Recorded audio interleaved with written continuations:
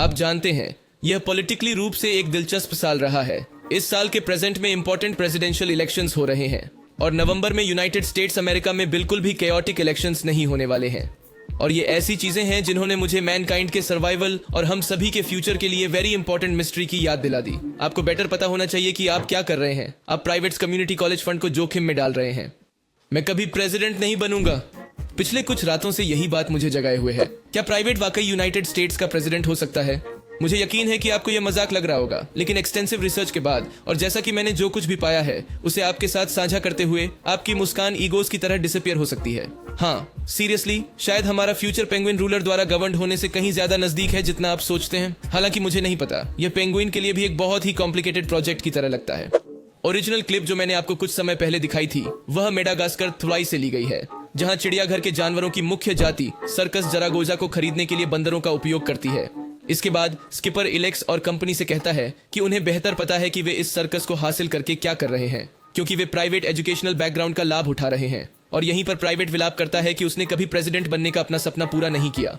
और जबकि यह एक साधारण पेंगुइन मजाक की तरह लगता है, उनके साथ कुछ भी सच नहीं है। यह ग्रुप न्यूयॉर्क चिड़ियाघर से भागने में सक्षम था, यहाँ वहां सुरंगें खोद रहा था और शहर की सड़कों पर अपनी सैर के दौरान एलेक्स मेलमैन और अन्य लोगों के लिए अप्रत्यक्ष रूप से अराजकता पैदा कर रहा था। साथ ही एक मालवाहक जहाज का अपहरण कर चालक दल को बेअसर कर रहा था और उन्हें केवल अंटार्कटिका पहुंचने के अपने सपने को पूरा करने के लिए छोड़ रहा था। उन्होंने अपने विमान की मरम्मत के लिए अफ्रीका में कई पर्यटकों को लूटा और बाद में यूरोप में कई घोटाले किए। और यह सिर्फ मेडागास्कर फिल्मों में उनके कारनामों की गिनती है। इसलिए अगर निजी राष्ट्रपति बनना चाहता है तो मेरा विश्वास करें कि पेंगुइन इसे वास्तविकता बनाने के लिए हर संभव प्रयास करेंगे। अब यह निर्धारित करने के लिए कि ऐसा होने की कितनी संभावना है, हम दो अलग अलग दृष्टिकोणों से सब कुछ देखेंगे। सबसे पहले हम पेंगुइन कैनन में श्रृंखला और फिल्मों द्वारा बनाई गई कल्पना पर ध्यान केंद्रित करेंगे, जबकि दूसरे दृष्टिकोण में मैं वास्तविकता के बारे में बात करूंगा और यह कितनी संभावना है कि वास्तविक दुनिया में हमारे पास एक पेंगुइन राष्ट्रपति होगा। इस पद के आसपास के कानूनों पर बारीकी से नजर डालूंगा और क्या वे निजी को रोकने के लिए पर्याप्त होंगे। जहां तक पेंगुइन कैनन की बात है, यह ध्यान में रखने योग्य है कि यह कभी स्पष्ट नहीं किया गया है कि फिल्मों और श्रृंखला का कालक्रम एक है, बस कुछ हद तक असंबद्ध है या दो पूरी तरह से अलग समय रेखाएं हैं। और इस वजह से पेंगुइन की मूल कहानी काफी भ्रामक है। फिल्मों में हम उन्हें ज्यादातर एक स्वतंत्र समूह के रूप में कार्य करते हुए देखते हैं, जो निजी अंडे को बचाने के बाद दुर्घटनावश अपने समूह से अलग हो गए थे। यहाँ हम देख सकते हैं कि वे कुछ हद तक भोले हैं, क्योंकि जब वे वर्गीकृत और कॉर्पोरल से मिलते हैं तो वे उनके पास मौजूद संगठन और तकनीक के स्तर से प्रभावित होते हैं और उनके साथ अपने साहसिक कार्य के अंत में वे उनसे जेट पैक भी मांगते हैं।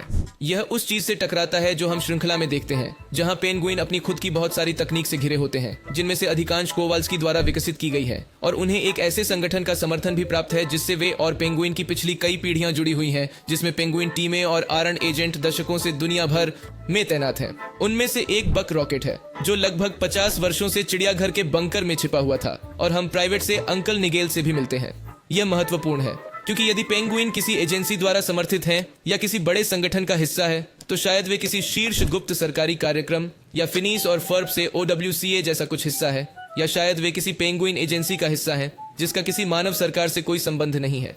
इस संगठन की प्रकृति चाहे जो भी हो, श्रृंखला के ब्रह्मांड में यह काफी प्रशंसनीय होगा कि दूर के भविष्य में दुनिया भर में पेंगुइन प्रभावों के कारण प्राइवेट राष्ट्रपति बनने में सफल हो जाएगा और स्किपर अपने लंबे सैन्य करियर के दौरान बनाए गए कनेक्शन का लाभ उठाएगा। जहां तक फिल्मों की बात है तो यह सवाल से बाहर नहीं होगा, लेकिन यह इतनी आसानी से नहीं होगा क्योंकि पेंगुइन अकेले काम करते हैं, हालांकि नॉर्थ विंड जैसी एजेंसियां या छोटे गुप्त संगठन हैं। लेकिन अगर हम यह सब ध्यान में रखते हैं तो भी हम इस बात से इनकार नहीं कर सकते कि इस ब्रह्मांड में मनुष्य आमतौर पर बहुत बुरी तरह से प्रतिक्रिया करते हैं जब उन्हें पता चलता है कि पेंगुइन केवल प्यारे और गोल मटोल नहीं है। यह फिल्मों में कुछ मौकों पर और श्रृंखला के कुछ एपिसोड में देखा जा सकता है, जैसे कि विशफुल थिंकिंग में, जहां एलिस को पता चलता है कि पेंगुइन के आवास के अंदर उन्नत तकनीक और हथियार पाए जाते हैं। अधिकारियों को इन जानवरों की बुद्धिमत्ता के बारे में सचेत करने के बाद सरकार पेंगुइन को अपनी प्रयोगशालाओं में से एक में स्थानांतरित करने के लिए एक ऑन ऑपरेशन का आदेश देती है, जहां उनका अध्ययन किया जाना है। प्राइवेट इच्छा फव्वारे से एक इच्छा करके इन घटनाओं को उलटने का प्रबंधन करता है, लेकिन पेंगुइन की वास्तविक प्रकृति को उजागर करने की कोशिश करने वाले मनुष्यों का विषय श्रृंखला में एक आवर्ती विषय है। यही कारण है कि राष्ट्रपति पद के लिए प्राइवेट की उम्मीदवारी को आगे बढ़ाने के लिए उन्हें उसके लिए एक पूरी तरह से नकली पहचान बनाकर ऐसा करना होगा, डॉ ऑक्टेवियस स्टाइल, जो जैसा कि हम सभी जानते हैं वास्तव में एक ऑक्टोपस है। या वे मेडागास्कर वाइडाई में भेस में बंदरों की तरह एक बिचौलिए का भी उपयोग कर सकते हैं। लेकिन इस शोध का सबसे दिलचस्प हिस्सा यह पता लगाना है कि वास्तविक जीवन में ऐसा होने की कितनी संभावना है। अच्छी बात यह है कि यह अगला भाग है। खैर, चूंकि प्राइवेट जिस राष्ट्रपति पद की चाहत रखता है वह संयुक्त राज्य अमेरिका के लिए है, इसलिए सबसे पहले मैंने यह जांच की कि उस देश में राष्ट्रपति पद के लिए उम्मीदवार बनने के लिए क्या आवश्यकताएं हैं। उनके संविधान के अनुसार राष्ट्रपति पद के उम्मीदवार के रूप में विचार किए जाने के लिए 3 मुख्य आवश्यकताएं हैं। कम से कम 35 वर्ष की आयु, देश में निरंतर निवास होना और संयुक्त राज्य अमेरिका का स्वाभाविक रूप से जन्मा नागरिक होना। ध्यान में रखने वाली पहली आवश्यकता न्यूनतम 35 वर्ष की आयु है, जो राष्ट्र के शीर्ष पर किसी ऐसे व्यक्ति को रखना चाहती है जो उस पद से जुड़ी समस्याओं का सामना करने के लिए पर्याप्त परिपक्वता और अनुभव रखता हो। ऐसा लगता है कि यह प्राइवेट के लिए चीजों को जटिल बनाता है, क्योंकि वह एक पेंगुइन है और उसकी उपस्थिति को देखते हुए वह एक चिनस्ट्रैप पेंगुइन हो सकता है, इसलिए उसका औसत जीवन काल 20 वर्ष है।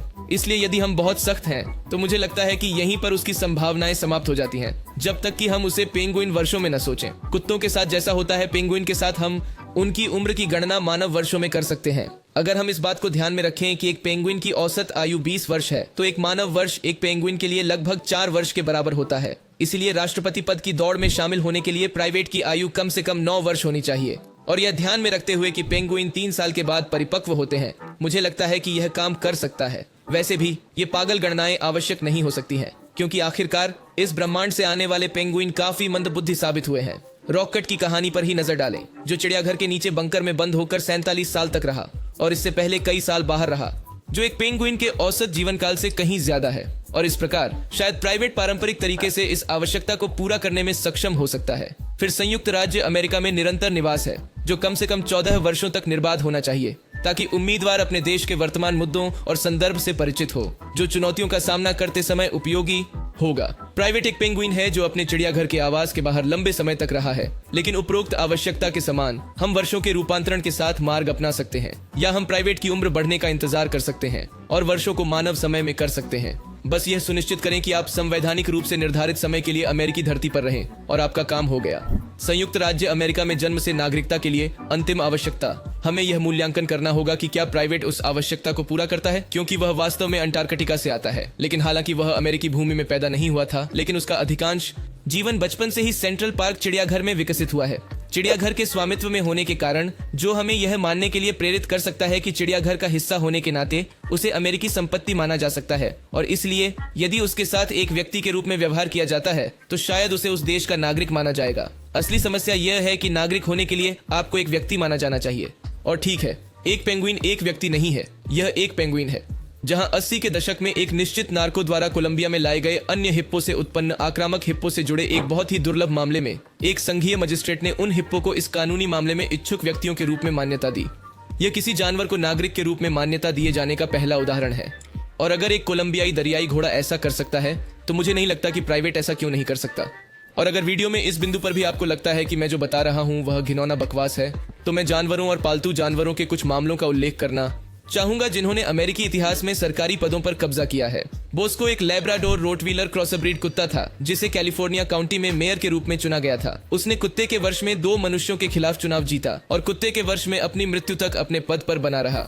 स्टब्स एक नारंगी बिल्ली थी, जिसे अलास्का के टॉकविटना के मानद मेयर के रूप में चुना गया था, जो कुत्ते के वर्ष में अपनी मृत्यु तक 20 साल तक पद पर रहा।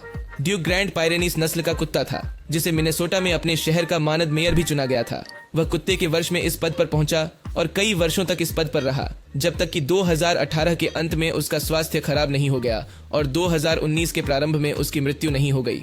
क्ले हेनरी एक बकरी थी जिसने टेक्सास के लैगिटास नामक शहर के मेयर का चुनाव जीता था, और वह एक अच्छे पार्टी एनिमल के रूप में जाना जाता था जो बियर पीता था, जैसे कि कल का कोई ठिकाना न हो। उसने 1980 से 1999 तक शासन किया। हालांकि तब से इस पद के और भी उत्तराधिकारी हुए हैं जो बकरियां ही हैं, और ऐसे जानवरों के अन्य उदाहरण भी हैं जिन्होंने संयुक्त राज्य अमेरिका के शहरों में मेयर पद जीते हैं। हालांकि जैसा कि हम पहले ही देख चुके हैं, ये पद आमतौर पर अधिक प्रतीकात्मक होते हैं, यह देखते हुए कि संबंधित जानवरों में शासक के रूप में ठीक से काम करने की बौद्धिक क्षमता नहीं होती है। लेकिन अगर प्राइवेट जैसा कोई जानवर संयुक्त राज्य अमेरिका के प्रतिनिधि के रूप में सेवा करने की सच्ची क्षमताओं के साथ आता है, तो मुझे लगता है कि यह वास्तव में संभव है कि वह ऐसा कर सकता है, और वह उन कई राष्ट्रपतियों से बेहतर होगा जिन्हें हमने हाल के वर्षों में महाद्वीप में देखा है, खासकर यह ध्यान में रखते हुए कि वह पहले से ही इतने प्यारे पेंगुइन होने के कारण आधे वोट प्राप्त कर चुका है। तो मुझे उम्मीद है कि आपको यह वीडियो पसंद आया होगा। अगर आपको यह पसंद आया तो इसे लाइक करें, इस तरह के और वीडियो के लिए सब्सक्राइब करें और पेंगुइन की लोहे की मुट्ठी या लोहे के चप्पू के नीचे हमारे भविष्य के लिए तैयार हो जाएं। अगले वीडियो में मिलते हैं। अलविदा।